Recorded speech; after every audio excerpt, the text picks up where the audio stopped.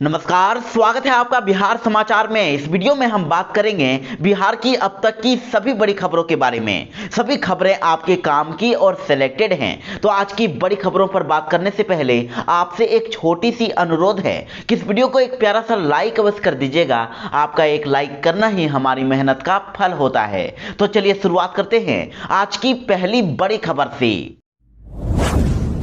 Corona को लेकर अब बिहार सरकार भी हो गई सख्त।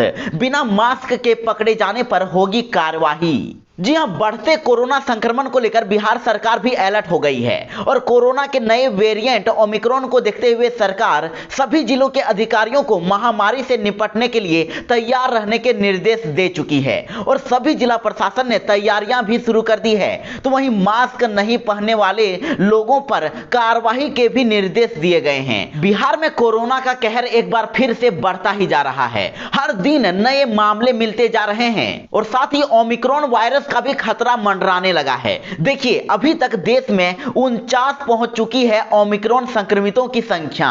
और इधर कोरोना वायरस की बात करें तो बिहार में कल 8 नए केस सामने आए हैं और अकेले पटना में ही 3 कोरोना पॉजिटिव मरीजों की पहचान हुई है। इसलिए अभी से आपको सावधान हो जाने की जरूरत है। अगर ऐसे ही कोरोना मरीजों की संख्या बढ़ती रही तो हो सकता है कि बिहार को एक बार फिर से लॉकडाउन किया जाए। बिहार में ठंड लगातार बढ़ती ही जा रही है और अभी तो कई जिलों में 10 डिग्री से भी नीचे तापमान पहुंच चुका है और कहा जा रहा है कि अभी छाया रहेगा कोहरा। आपको बता दें कि राज्य में पछुआ हवा में वृद्धि होने के कारण तापमान में धीरे धीरे गिरावट देखी जा रही है और वहीं कई ऐसे जिले हैं जहां पर न्यूनतम तापमान 10 डिग्री से भी नीचे आ गया है और अभी तो सिर्फ शुरुआत हुई है। देखिए, बिहार में 15 दिसंबर यानी कि कल से शुरू होगा ठंड का कहर, यानी कि बिहार में अभी ठंड और भी बढ़ेगी। बिहार में ठंड का कहर अगले कुछ दिनों में ही देखने को मिल सकता है और पिछले 24 घंटे में ही पटना का पारा लगभग 3 डिग्री तक लुढ़क गया है। तो इधर मौसम विभाग के द्वारा कहा जा रहा है कि अगले 4 दिनों के अंदर ही बिहार का तापमान 9 से 8 डिग्री तक पहुंच जाएगा और जिसके बाद लोगों को अलाव की जरूरत पड़ सकती है। बिहार में अभी ठंड और भी बढ़ सकती है।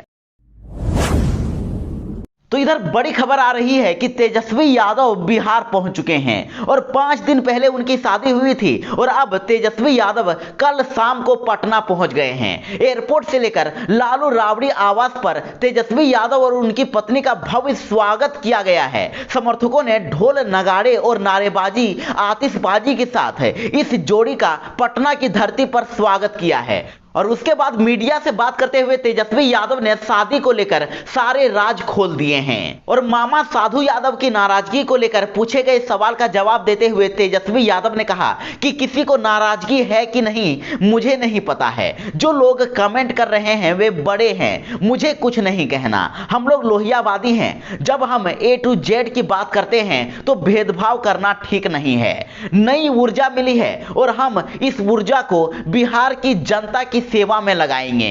तेजस्वी यादव ने कहा कि बिहार के लाखों करोड़ों लोगों का आशीर्वाद उन्हें मिला है और वे चाहते हैं कि सब लोग आकर आशीर्वाद दें। इसके लिए जगह भी तय किया गया है और अगले 2-3 दिन में ही इसकी घोषणा कर दी जाएगी। गांधी मैदान में भव्य शानदार बहुभोज किया जाएगा, रिसेप्शन किया जाएगा।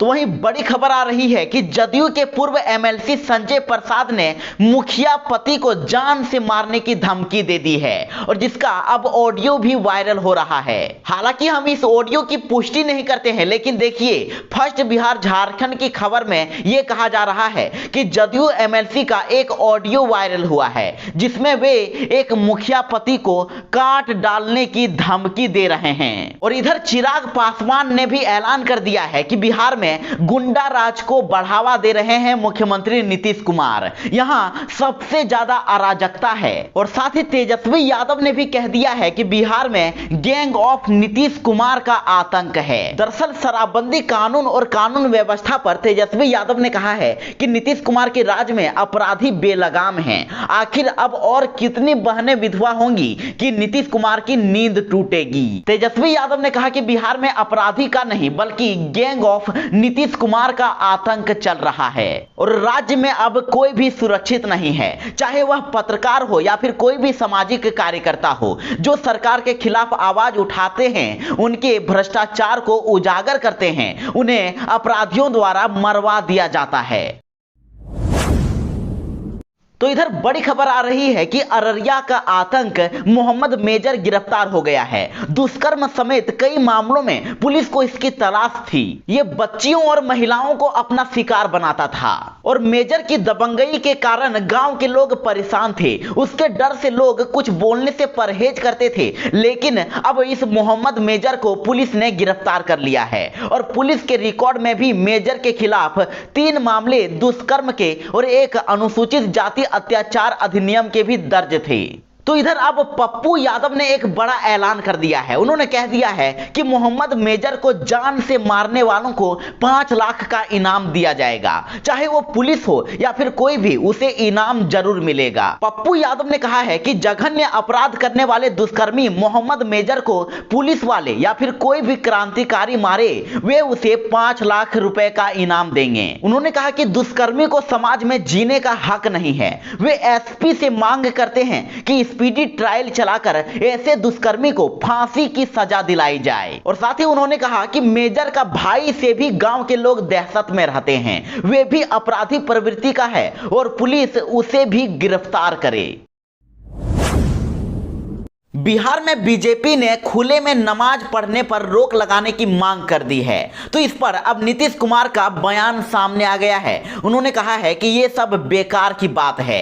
दरअसल आपको बता दें कि गुरुग्राम में खुले में नमाज पढ़ने को लेकर पिछले कई महीनों से विवाद चल रहा है और कई हिंदूवादी संगठन इसका विरोध भी कर रहे हैं। हरियाणा के मुख्यमंत्री मनोहर लाल खट्टर ने भी इसका विरोध किया है और इधर बिहार में भी भाजपा के विधायक हरिभूषण ठाकुर ने भी खुले में नमाज पढ़ने पर रोक लगाने की मांग कर दी है। तो इस मामले पर जब मुख्यमंत्री नीतीश कुमार से पूछा गया तो वे भड़क गए। उन्होंने कहा कि कहीं कोई पूजा करता है, कहीं कोई गाता है, सबका अपना अपना विचार है। उन्होंने कहा कि इन सब बातों का कोई मतलब नहीं है। इन सब चीजों में हम ऐसा मानकर चलते हैं कि सबको अपने ढंग से करना चाहिए। इन सब चीजों का कोई मतलब नहीं है। इन सब चीजों को बेकार में मुद्दा बनाया जा रहा है। हम लोगों के लिए इसका कोई मतलब नहीं है।